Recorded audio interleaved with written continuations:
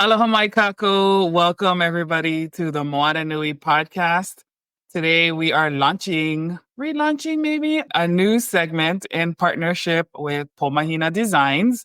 We're super excited because we really enjoyed this when Kanoelani was doing it a couple of years ago. And so we're happy to be rebirthing this great mana'o into this space. It is our Mana Bomb segment. And we're really excited because this is like little nuggets, little tidbits that you can take and apply to your life. So, but before we jump in, again, I just want to welcome Kanoelani into the space. It's really awesome to have her with us and to be collaborating with her. So, aloha tita. Hui, aloha. Aloha mai kako. My name is Kanoelani Davis. I come here through Mana Bombs, powered by Pō Mahina Designs. Just to give a little tidbit about who we are and what we do before we start our first episode, just to orient everybody. Mana Bombs was created, almost maybe 8 or 9 years ago, 7, maybe even just about that time, just because it was a point in which I personally used it as a tool to heal from some very toxic situations. In that, every morning I woke up with these thoughts or mana'o that came from nowhere, guiding me to move in a direction for my own personal health and well-being. And while I was going through that, I felt that by sharing it, it helped solidify my accountability to myself. What I didn't know at that time was that it was also helping others. And I think that was the biggest part about how Mana Bomb became more and more accessible to more and more people. There was a lot of similar and relatable situations in which we all could derive from. And so, although that's kind of in the past and I feel really great about where I am today, the mana'o, the thought processes, the dreams, the things that I wake up every morning with still come through. I almost feel like it's purposeful in so many different ways.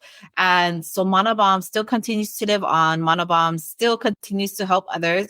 And it also, to be honest with you, keeps reminding me of the path I need to stay on so I can stay healthy, so I can manage my emotions, manage my mental health and well-being, and manage just a lot of the things that are happening around me. So Mana Bombs is here to aloha everyone. And just so you folks know, for those who are tuning in that don't know Hawaiian, I will be using Hawaiian here and there. I use it either in olelo no eau form or proverbs, or I'll use it in just kind of pidgin, broken English, where I'll bring in Hawaiian words. I'll do my best to make sure that I translate that. So if you're listening in and you didn't understand a certain section, please feel free to ask that question in the comments. And then also for the fact that if you have questions or something permeates within you and you need to understand it better, feel free to comment and we'll get to that. We'll get to that. If it's not at the next episode, then it's going to be in the comments itself. So Mana Bomb basically means it's another way to say truth bombs, right? It's another way to share some real reality, some radical honesty, some radical aloha. And that I learned that from Kalenu Uhiwa, who says that often and makes sense to me. And with Mana Bombs, we're here to just drop some real truth and real reality for us to embrace, accept, and a tool to use to move forward. So I just want to preface that to orient everybody. Welcome to Mana Bombs, powered by Pō Mahina Designs. And we are so grateful to be partnered with Moana Nui podcast. Yes, aloha.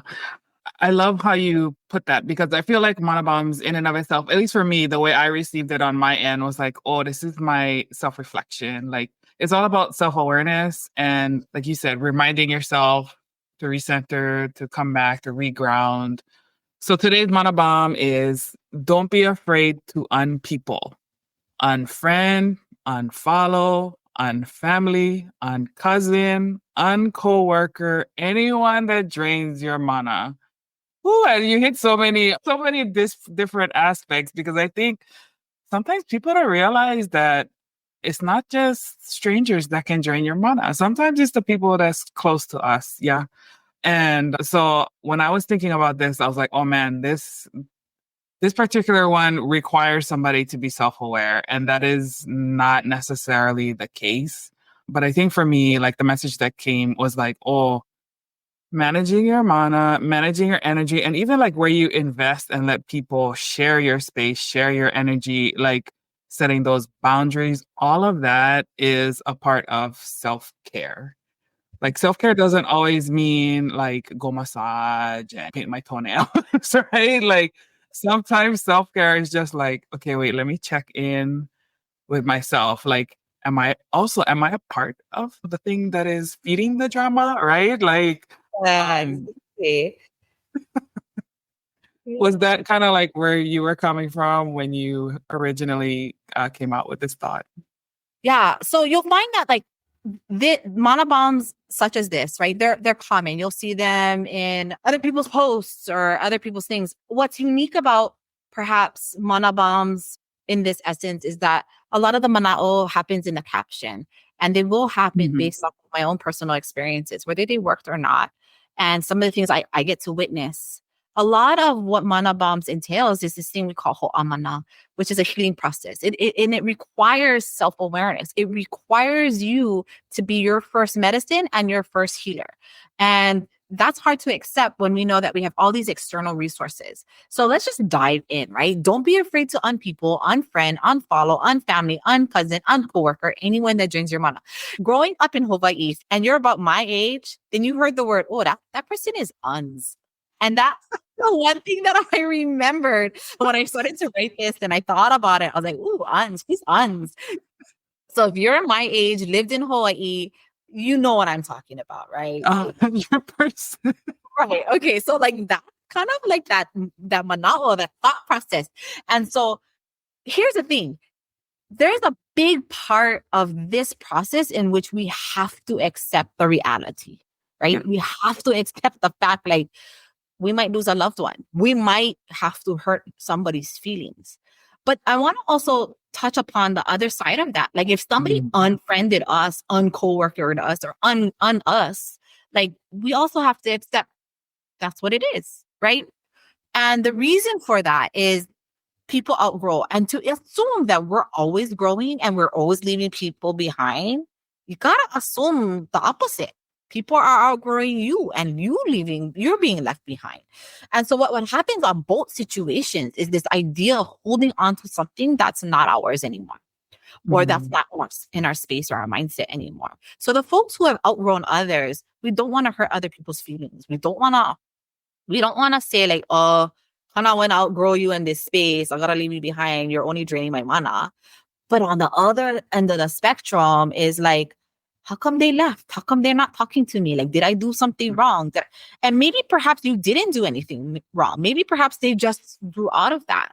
And so you have to also in turn accept the fact like people are gonna move forward. People are gonna move at a different pace from you. And they're probably at that same point in which they don't want to hurt your feelings. They don't know how to tell you kind of when outgrow you. So like when we talk about this, we've got to talk about it from both sides, the junk True. side of being hurt and the side of having to hurt somebody.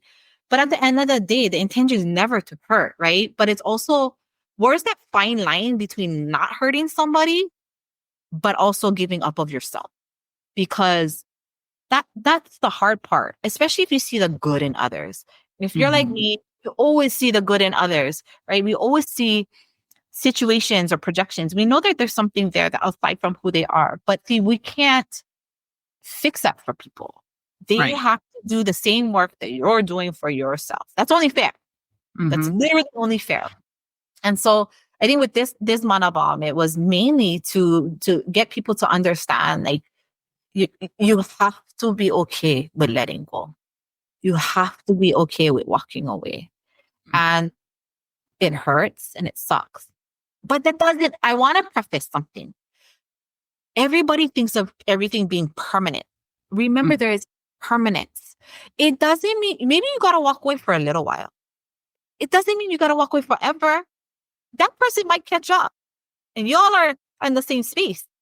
And then you can have that reconnection again. And I think part of that, and as you level up and you start to grow, you also know your limitations. You don't have to get rid of them all the way, but you have your limitations. And that's where those ipapo haku come in, right? Those boundaries that you set Mhm. so that can still occur. There still can have a relationship. But you also have to remember time, money, and energy. Like, how much of it are you willing to invest into that space Mhm. that may not be giving you anything in return? And so you have to look at it like that, because sometimes, we stay in toxic relationships because we're scared to hurt the other person, because you are a Mhm. good person. And we stay in toxic spaces because you don't want to hurt anybody because you're a good person. So I don't know. Those are some things I wanted us to think about and really take into consideration when it comes to unning people, and like be uns. Yeah. Okay. You don't want to be the one that is un.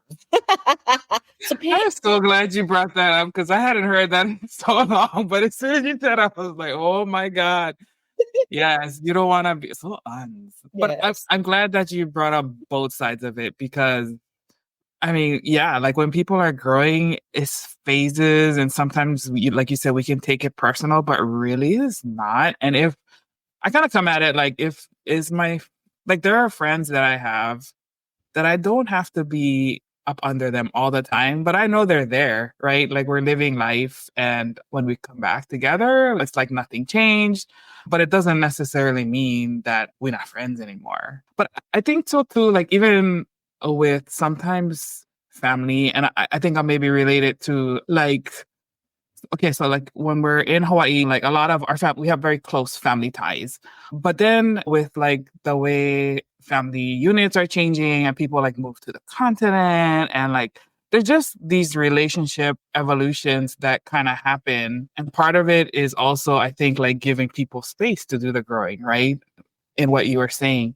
I feel like there's just so many ways that this can be applied, whether it's like you older like us, or even if like you are younger and you're kind of like navigating friendships, you're coming out of being like with your family and you're now going to be a college student. Like there's all of these different kind of facets that this can apply to. And then I think one more additional dimension I would maybe add is that the other thing is you can unuse. Don't be afraid to separate yourself from previous versions of you and embrace the growth that you have had too, right? Don't fall into the old habits. Don't keep repeating that stuff because you overcame it for a reason, right?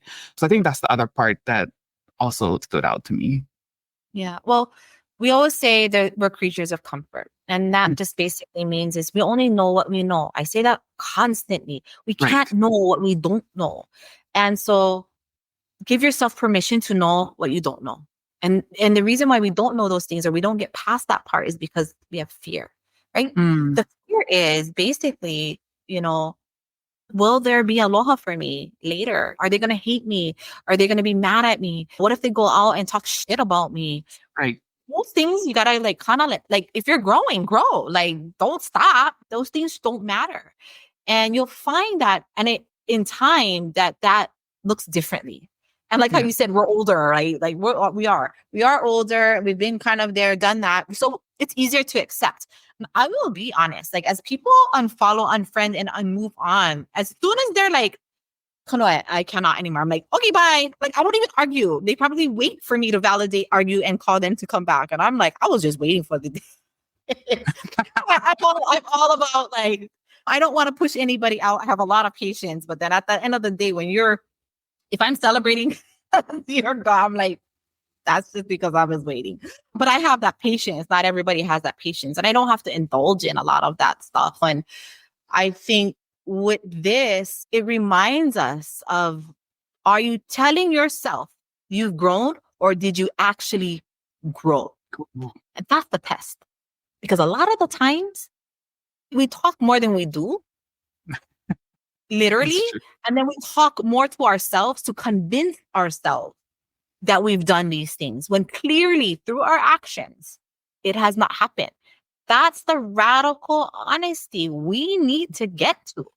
I walk into so many spaces because of the work that I do, and I listen to people talk and I watch them move. It doesn't match. I'm healed. I'm a healer. And it's like, honey, you can't be a healed healer when you're still in the same patterns of destruction and Mm. chaos. How do you become the example or the experience in which you can speak from to help others move out of that space? And so the part is, it really tells you you're leveling into another level. And it doesn't have to come with hate. It doesn't have to come with hurt. And it doesn't have to come with permanence. It just has to come. It just has to happen. And otherwise, we will continue that cycle and be the creature of comfort, because that's the only thing we know. We know toxicity. We know being hurt, or we feel ashamed, or we're embarrassed, or we feel guilty. But you gotta hold on. You gotta move forward, and that's what it provides us. Yeah, definitely. So I guess then, like on the part of self-awareness, like how can people be more mindful of like their when their mana is being drained, or if they're draining other people's mana? Like, are there any, I don't know, practices, routines, protocols, stuff that, because I feel like it's a daily practice, right? This is not something that you just do for today and then tomorrow is like throwing them in the opala, right? Like, yeah, I'd just be curious about that. So in Ho'amana, we teach 3 basic forms of awareness, consciousness. Is kilo, which is to observe, kauna, which is finding the hidden meanings, understanding these layers, and makavalu, to understand perspective, but not perspective through your eyes or through your mind, but like a deeper understanding of levels, being able to dive into spaces. And so that's the thing. It is universal. It's not cultural.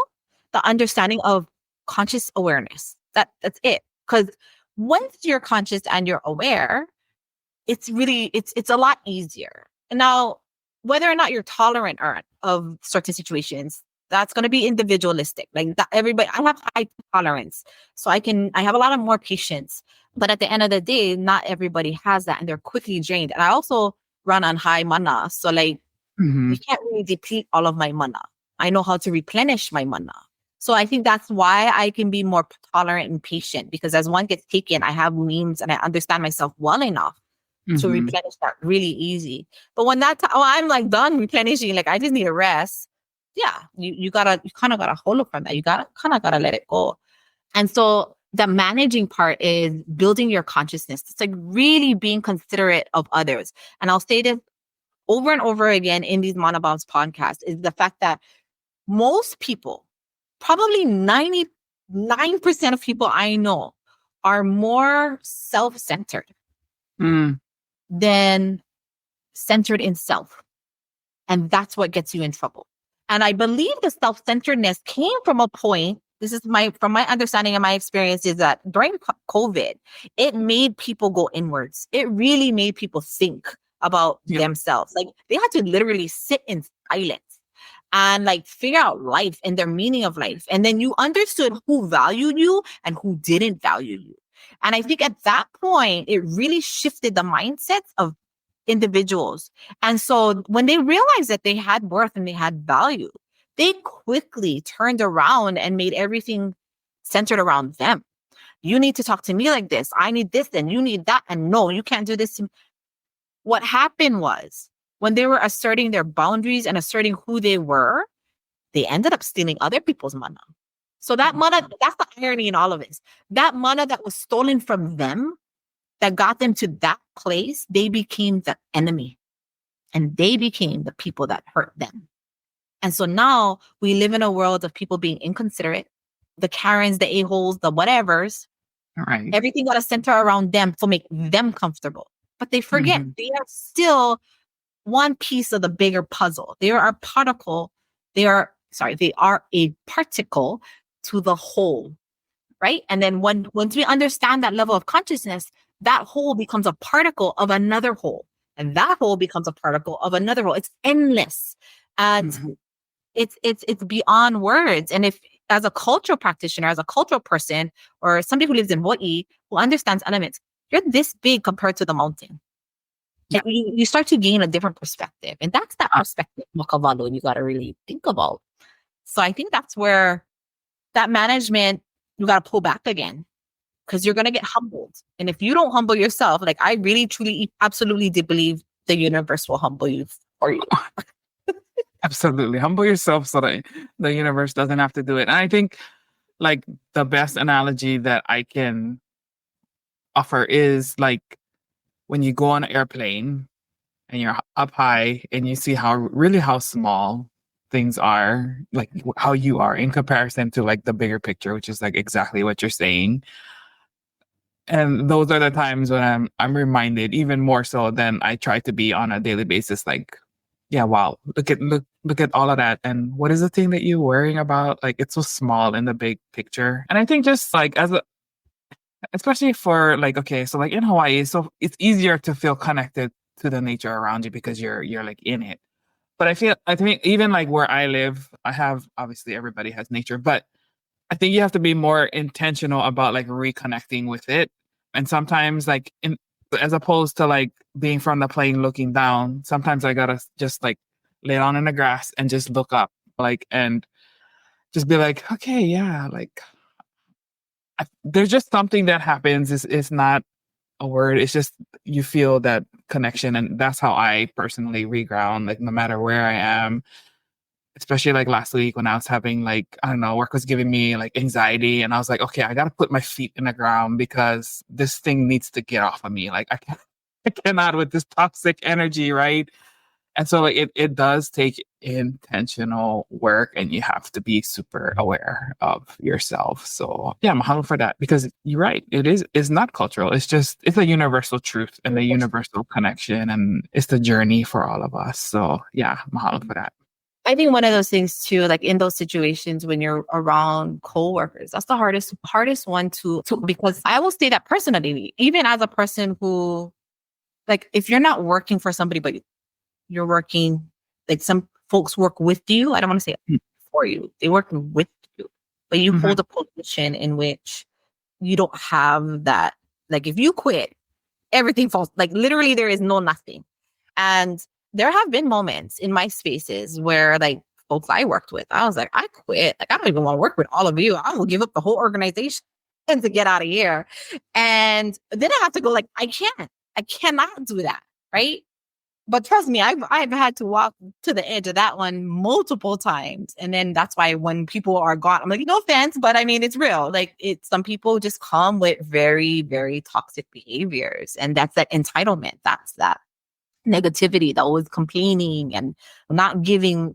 They're taking more than they give. So there's no balance in that. Yeah. So my point is like in those situations, yeah, eventually we have to look at them. Are they toxic? And how do we define toxic?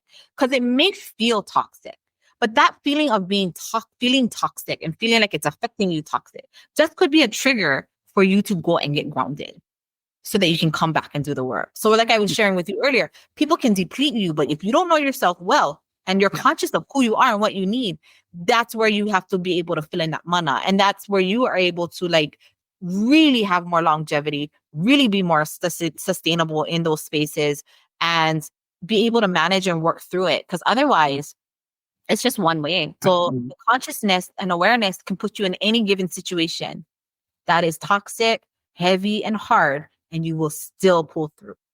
So here's a philosophy I learned through my martial arts, through my grandfather, through Ho'amana, is we first build the boundary. Then we master the boundary. And then later we get rid of the boundary. And you're back to ground zero again. And when you're back to zero again at the other end, it's because it's natural. But those things that we have to set forth are only crutches until we know how to master them. Right? So you have to make, do, and then undo. And the undo is your ultimate goal, if that makes any sense. Oh, absolutely. Yep. Build the boundary, master the boundary, undo the boundary. I love it. It's like, I always think of it as like Miyagi-san, yeah, like, Yeah. you know, like, watch that, wipe on, wipe off, up, down, or whatever, you know. Back to the basics. Like a lot of it really is just going back to the basics and recentering yourself for sure. Yeah. So I think if we keep our eye on that prize, then we understand that well. But you have to get to a point where you know yourself well.